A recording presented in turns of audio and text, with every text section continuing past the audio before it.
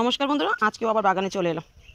আর দেখো এই সাইডটা তৈরি করে নিলাম, আর এর মধ্যে খলি গুঁড়োর কিছুই দেইনি।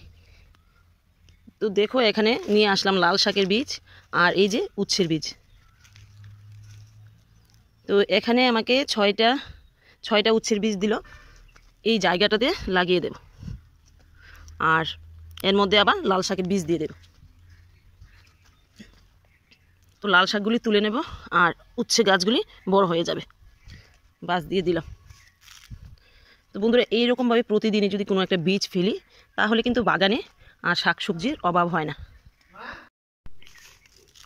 তো এখানে নিয়ে আসলাম 20 টাকার লাল শাকের বীজ। তো একটু ঘনভাবেই দেব, যেহেতু গরম চলে আসলো সবগুলি বীজই হবে। তো দিয়ে দিলাম। তো এবার চলো বাগান থেকে কি কি তুলি দেখি। আর দেখো এখানে 2 কিলো আদা নিয়ে আসলাম, এগুলি বালিতে রেখে দেব, তারপর অঙ্কুর দেবে। তো অঙ্কুর দিলে একটু বড় হলে তারপর লাগাবো। আর আজকে কিছু পেঁয়াজ শাক তুলে নেব।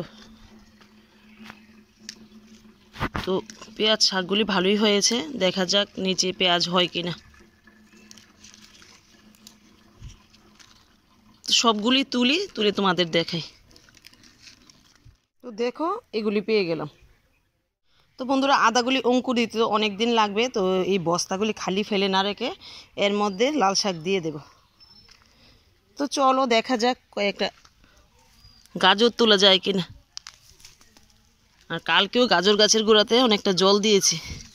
তো গাজরগুলি তো দেখো ভালোই হয়েছে, কিন্তু আগের মতো তেমন একটা টেস্ট লাগে না।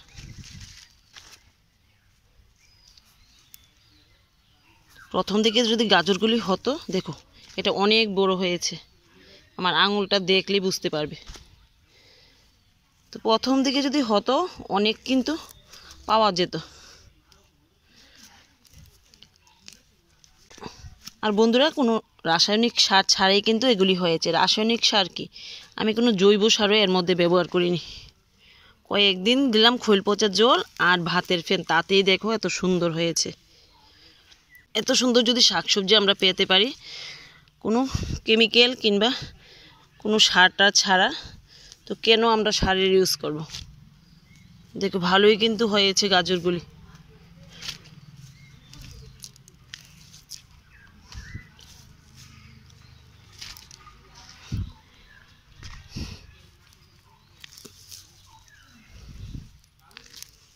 তো আজকে এইটুকুই নিলাম। এবার বন্ধুরা, 2টা বাঁধাকপি, 2টা না 3টে বাঁধাকপি বড় হয়ে রয়েছে, এর মধ্যে 2টা বাঁধাকপি নেব। দেখো একদম টাইট, যতটুকুই হয়েছে ভালোই কিন্তু হয়েছে। আর এটা নিয়ে নেব, এগুলিও তোলার মতো হয়ে গেছে, তেমন বড় হয়নি, না হলেও কিন্তু ভালোই হয়েছে। আর দেখো এখানে আলু হয়ে রয়েছে, দেখো কত সুন্দর একটা আলু হয়েছে। এখানে তো আলু গাছ দিয়েছিলাম, বানর তুলে নিয়ে গিয়েছে, আর হয়তো একটা রয়ে গেছে, এর থেকে আলুটা বেরিয়েছে। এবার চলো কয়েকটা বেগুন তুলে নিই। আজকে আর ছাদে যাব না,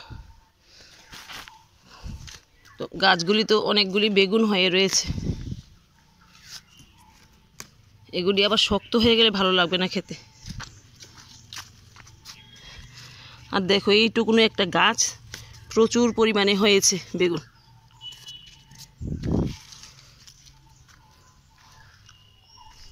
আর এই কপি গাছগুলিতে এখনো কপি আসেনি, দেখা যাক কপি হয় কিনা, না হলে তুলে ফেলে দেব।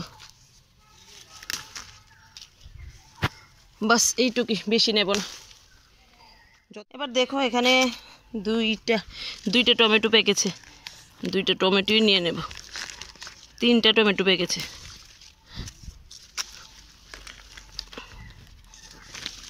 তো ওইখান থেকে নিয়ে নিলাম 3টা টমেটো।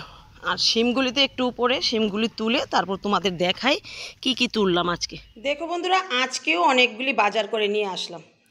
দেখো অনেকগুলি শিম পেলাম, গাজর পেলাম, কয়েকটা টমেটো পেলাম, আর একটা দেখো অনেক বড় আলু পেয়েছি, বেগুন পেলাম, পেঁয়াজ শাক পেলাম, 2টা বাঁধাকপি পেলাম।